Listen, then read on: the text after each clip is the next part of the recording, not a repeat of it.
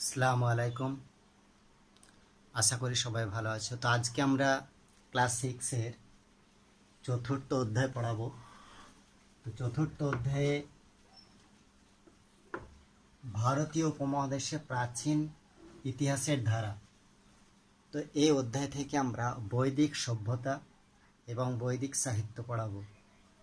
বৈদিক সভ্যতা, বৈদিক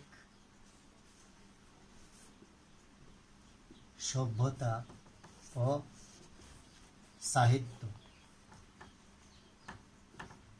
এই টপিকটার উপর পড়াবো আজকে আমরা। তো আমাদেরকে প্রথমেই জেনে নিতে হবে যে বৈদিক সাহিত্য কি।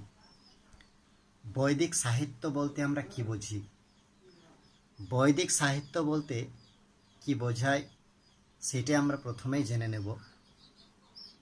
তার আগে বেদ কোথা থেকে এসেছে। বেদ, এই বেদ শব্দটা এসেছে বেদ শব্দ থেকে। এই শব্দ থেকে এসেছে বেদ। বেদ, বেদ মানে কি? বেদ মানে হচ্ছে জ্ঞান। বেদ মানে হচ্ছে জ্ঞান। তো এই সমস্ত বৈদিক সাহিত্যকে আমরা চার ভাগে ভাগ করে আলোচনা করতে পারি। কি কি সেই বেদের চার ভাগ? বেদের চার ভাগের মধ্যে পড়ছে সংহিতা, ব্রাহ্মণ, আরণ্যক, উপনিষদ। কি কি? একটা হচ্ছে সংহিতা। সংহিতা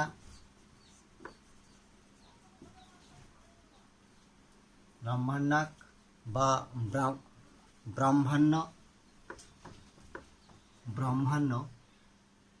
আর একটা হচ্ছে আরণ্যক।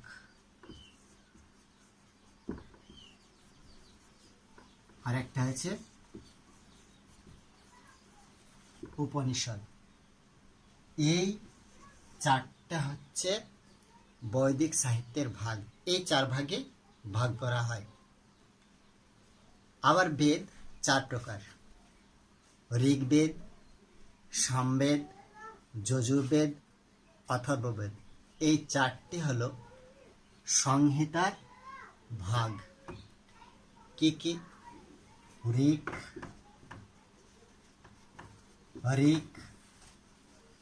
সাম, মানে ঋক মানে হচ্ছে ঋগ্বেদ, সাম মানে হচ্ছে সামবেদ, যজু মানে যজুর্বেদ, আর একটা হচ্ছে অথর্ববেদ।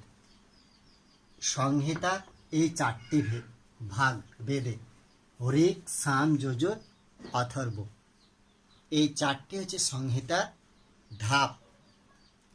তো সংহিতা, যে সংহিতাগুলি আছে সেগুলা ছন্দে বাঁধা কবিতা। ঋগ্বেদের সব থেকে পুরানো হচ্ছে বৈদিক সাহিত্য। বৈদিক সাহিত্য হচ্ছে সব থেকে পুরানো জিনিস। ঋগ্বেদের রচনায় ভাষার ভৌগোলিক পরিবেশের উল্লেখ আমরা দেখতে পাই বা বোঝা যায়। আর বাকি তিনটি সংহিতা ও অন্যান্য বৈদিক সাহিত্যে ঋগ্বেদের পরের রচনা। এগুলো সবই ব্রাহ্মণ্য, আরণ্যক, উপনিষদ, এগুলো সবই হচ্ছে পরের রচনা। তো এইভাবে আমরা বৈদিক সভ্যতা এবং ঋগ্বেদ, বৈদিক সাহিত্যকে আমরা আলোচনা করতে পারি। তো এই সংহিতা আমরা বললাম ঋক, সাম, যজুর, অথর্ব ভাগ। তাহলে বৈদিক সাহিত্যের এই ভাগ কটা: সংহিতা, ব্রাহ্মণ, আরণ্যক আর ও উপনিষদ। এই চারটে হচ্ছে তার ভাগ। এবার বাকি যে তিনটে পড়ে থাকছে, ব্রাহ্মণ, আরণ্যক, উপনিষদ, এইগুলো এই বাকি সংহিতার অন্যান্য বৈদিক সাহিত্যের ঋগ্বেদের পরের রচনা। আমি আগে বললাম, এই জন্য ওগুলিকে বলা হয় পরবর্তী বৈদিক যুগের সাহিত্য। অর্থাৎ বৈদিক সাহিত্যকে দুই ভাগে ভাগ করেছে, একটা আদি বৈদিক সাহিত্য আর একটা হচ্ছে পরবর্তী বৈদিক সাহিত্য।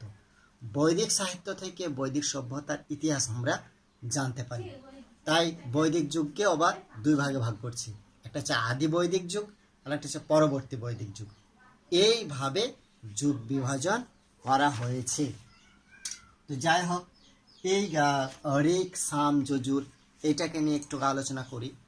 তো যেমন ঋগ্বেদ, ঋগ্বেদিক সূক্তগুলি ছন্দে বাঁধা ঋক এর সমষ্টি, তাই এই সংহিতার নাম হচ্ছে ঋক সংহিতা। সংহিতা কথার অর্থ সংকলন করা। সামবেদ সংহিতার বেশিরভাগটাই ঋগ্বেদের থেকেই নেওয়া হয়েছে। সামবেদকে সুরে সুরে গাওয়া হতো, ওই জন্যে সামবেদ বলা হয়। আর যজুর্বেদে আছে মূলত আচার অনুষ্ঠান, মন্ত্রতন্ত্র, অর্থাৎ মন্ত্রতন্ত্রের সংকলন হচ্ছে যজুর্বেদ।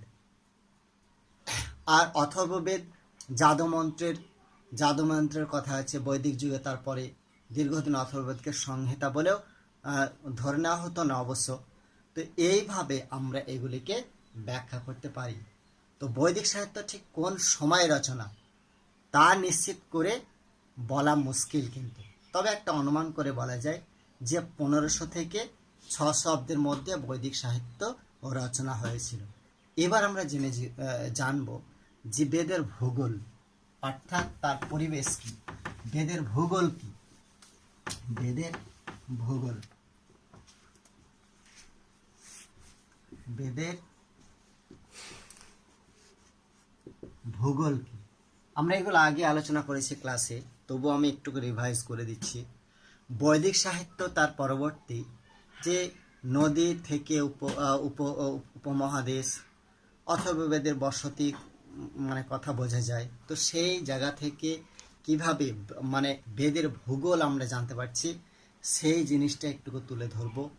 আমরা জানি যে ঋগ্বেদে হিমালয় ও কাশ্মীরের মুজবন্ত সিংহের উল্লেখ আমরা কিন্তু পাই, অর্থাৎ বেদের ভূগোলে এইগুলাই তার উল্লেখ আছে। তবে হ্যাঁ, বৃন্দা পর্বতের কিন্তু উল্লেখ ছিল না। ঋগ্বেদে অনেক নদীর কথা বলা হয়েছে, সেই নদীগুলাকে আমরা জানবো যে কি কি সেই নদীর কথা বলা হয়েছে, সেই নদীগুলা সম্পর্কে আমরা একটু জেনে নেব। তো এখানে আমরা যে নদীগুলার কথা উল্লেখ আমরা পাই, তো সেখানে গুরুত্বপূর্ণ নদী বলতে গেলে সেখানে সিন্ধু নদীর কথা আমরা উল্লেখ পেয়েছি। তারপরে সরস্বতী নদীর কথা আমরা ঋগ্বেদে রয়েছে। তাছাড়া এখানে খুঁজে পাওয়া যাচ্ছে কি ঋগ্বেদের মানুষ গঙ্গা যমুনা নদীর এলাকার সঙ্গে বিশেষ পরিচিত ছিল না, তাই ওইসব নদী সম্পর্কে তার উল্লেখ নেই। তবে হ্যাঁ, সপ্ত সিন্ধু অঞ্চলের উল্লেখ কিন্তু ঋগ্বেদে আছে। ঋগ্বেদের ভূগোল থেকে আদি বৈদিক সভ্যতা কতটা ছড়িয়েছিল তা কিন্তু বোঝা যায়। তবে আফগানিস্তান, তারপর পাকিস্তান, উত্তর পশ্চিম সীমান্ত, এইসব আদি বৈদিক যুগের মানুষের পরিচিত। তবে সিন্ধু এবং তার পূর্ব দিকের উপনদীগুলি যে ঘেরা অঞ্চল ছিল, সেই অঞ্চলে বৈদিক মানুষেরা বসবাস করত। ওই অঞ্চলটিকে আমরা সপ্ত সিন্ধু নামে অভিহিত করব। তো এই বৈদিক যুগ বা প্রত্নতত্ত্ব সম্পর্কে আমরা জানবো। তার আগে আমরা মহাকাব্য সম্পর্কে একটু জেনে নেই। মহাকাব্য কি, দুটো কথাই তোমাদের লেখা থাকবে, দেখবে যে মহাকাব্য কি।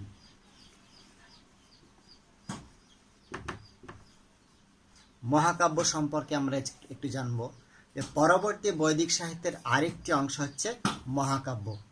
এই মহাকাব্য কথার মহৎ অর্থাৎ মহান কাব্য বা কবিতা, কোনো বিশেষ ঘটনা, কোনো দেবতা বা বড় রাজবংশের শাসকদের নিয়ে কিন্তু মহাকাব্য রচনা করা হতো। এইটুকুই। তবে আমাদের এই প্রাচীন ভারতীয় উপমহাদেশের সব থেকে জনপ্রিয় মহাকাব্য ছিল দুটি, একটা হচ্ছে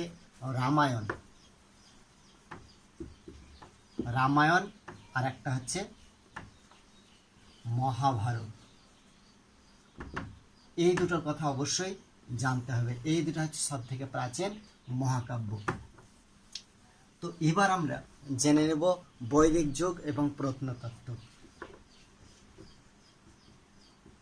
বৈদিক যুগ ও প্রত্নতত্ত্ব সম্পর্কে আমরা জানব।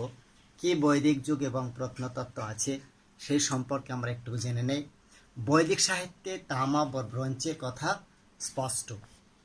তো আমরা শেষের দিকে যদি রচনা দেখি তো ওখানে লোহার ব্যবহারের ধারণা পাওয়া গেছে কিন্তু।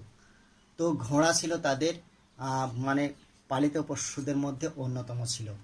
ঘোড়ায় টানা রথ, তারপর তীর ধনুকের ব্যবহার, এগুলাই হচ্ছে বৈদিক যুগের প্রত্নতত্ত্ব উল্লেখযোগ্য মানে বৈশিষ্ট্য। তারপর উপমহাদেশে হরপ্পা নাগরিক সভ্যতার অবসানের পরে প্রত্নতাত্ত্বিক অবশেষ পাওয়া যায় সেখানে। তারপরে সেই মানে সেই জায়গাটার মধ্যে গ্রামীণ সভ্যতার উল্লেখ পাওয়া যায়। তো সেখানে অনেক মৃৎপাত্রের মানে মৃৎপাত্রের কথা আমরা উল্লেখ পেয়েছি সেখানে, অর্থাৎ মাটির পাত্র, ধূসর রঙের পাত্র। সেই মাটির পাত্রগুলিকে চিত্রিত করা হতো। এই জন্যে ওই ধূসর মাটির পাত্র সেখানে মানে চিত্রাঙ্কনের মাধ্যমে ব্যবহার করা হতো। তারপর হরিয়ানার ভাগলপুরে লোহার ব্যবহার আগে সময়ের প্রচুর পরিমাণে এই ধূসর মাটির মানে বাসনপত্র পাওয়া গেছে সেখানে। এই মাটির পাত্র বিশেষ করে এলাহাবাদের পূর্ব দিকে খুব একটা পাওয়া যায়নি, তবে অত্রখঞ্জিরা, হস্তিনাপুর, অহিছত্র এইসব জায়গাতে কিন্তু এই মাটির বাসন, লোহার তীরের ফলা, তারপরে বর্ষার ফলা, আংটি, পেরেক, ছোড়া, তারপরে বড়শি, নানান ধরনের মাটির পাত্র, তামা, ব্রোঞ্জ, গয়না মাটির তৈরি পশু, তারপরে পশুর মূর্তি পাওয়া গেছে সেখানে। তাহলে এই সব জায়গাতে এই ধূসর মাটির বিভিন্ন ধরনের আসবাবপত্র এবং লোহার আসবাবপত্র কিন্তু আমরা বৈদিক যুগের মধ্যে আমরা লক্ষ্য করছি, আচ্ছা বৈদিক সভ্যতা এবং সাহিত্যের মধ্যে আমরা লক্ষ্য করছি। তো আজকে আমরা এই পর্যন্তই মানে প্রথম ভিডিওটি দিলাম যে ভারতীয় উপমহাদেশের প্রাচীন ইতিহাসের ধারা। তো এই চতুর্থ অধ্যায় থেকে বৈদিক সভ্যতা এবং সাহিত্য সম্পর্কে আমরা একটু বিস্তারিত আলোচনা করলাম। যেহেতু আমরা বৈদিক সভ্যতা এবং সাহিত্য আমরা ক্লাসে একটু আলোচনা করেছিলাম, তারপরে পরে কিন্তু আমাদের ছুটি পড়ে গেছে। তো সে যাই হোক, আবার এই ভিডিওটার মাধ্যমে আমরা একটু আলোচনা করে দিলাম। এবার পরবর্তী যে ভিডিওগুলো দেবো সেগুলো কিন্তু ক্লাসেও হয়নি, আমরা এই ভিডিওর মাধ্যমেই কিন্তু আমরা শেষ করব। সেকেন্ড সেমিস্টার এইভাবেই কিন্তু শেষ হবে। তো আজ এইখানে, থ্যাংক ইউ।